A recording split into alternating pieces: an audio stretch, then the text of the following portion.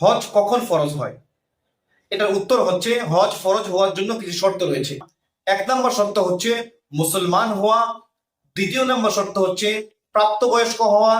3য় নম্বর শর্ত হচ্ছে জ্ঞান সম্পূর্ণ হওয়া। 4র্থ নম্বর শর্ত হয়েছে তার মধ্যে শরীরে সক্ষমতা থাকা, অর্থাৎ তার শরীরে এই পরিমাণ শক্তি থাকা যে তার ঘর থেকে সে হজের উদ্দেশ্যে বের হবে এবং পরিপূর্ণভাবে হজ শেষ করে সে ঘরে ফিরে আসবে, এরকম তার শরীরে সক্ষম থাকা। এবং 5ম নাম্বার হচ্ছে তার আর্থিক সামর্থ্য থাকা, অর্থাৎ হজের যাওয়ার মধ্যে যে পরিমাণ খরচ আছে সমস্ত খরচ বহন করা তার মধ্যে সক্ষমতা থাকা। তারপরে হচ্ছে হজের সফরটা নিরাপদ হওয়া, অর্থাৎ যেই পথে সে হজ করতে যাবে ওই পথটা নিরাপদ হওয়া।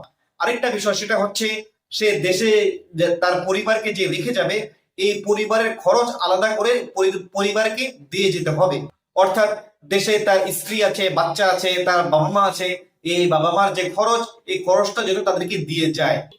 যদি এই শর্তগুলো পূরণ হয় তাহলে তার জন্য হজ করা ফরজ।